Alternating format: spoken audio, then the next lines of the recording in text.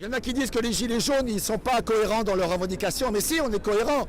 On veut donc, je répète, on le sait, la baisse, l'arrêt des privilèges de ceux qui nous gouvernent, de tout ce qu'ils ont comme privilège. Par exemple, les députés et sénateurs, ils gagnent des milliers d'euros et ils ne payent même pas le train. Le train est gratuit pour eux.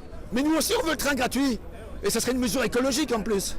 Et on veut aussi la hausse des minima sociaux, la hausse de l'allocation handicapée, l'arrêt de la CSG, la baisse des taxes dans tous les produits de première nécessité. On veut que les gens qui n'arrivent pas à vivre au jour le jour, ils soient aidés vraiment pour vivre dignement, que tout le monde puisse vivre dignement dans cette société.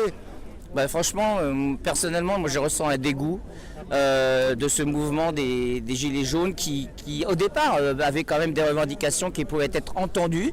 On peut ne pas être d'accord, mais en tout cas les entendre. Et actuellement, c'est récupéré par les extrêmes et des gens très violents qui n'ont pour moi rien à faire dans une république et dans une démocratie parlementaire. Je pense que les Gilets jaunes ont raison de manifester, mais manifester dans le calme et organisé.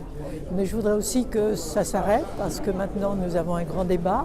Il faut qu'ils participent au débat, il faut qu'ils disent ce qui ne va pas. Il ne reste rien. Il ne reste rien. Rien, mais de rien. Hein. Ça veut dire que je vis à crédit. J'ai une carte bleue, je fais un déficit.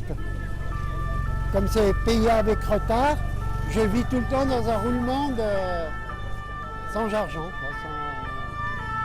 Alors, les maillots jaunes, pour une fois, j'ai pu m'exprimer. Pas par rapport à un parti politique, j'ai pu m'exprimer moi-même.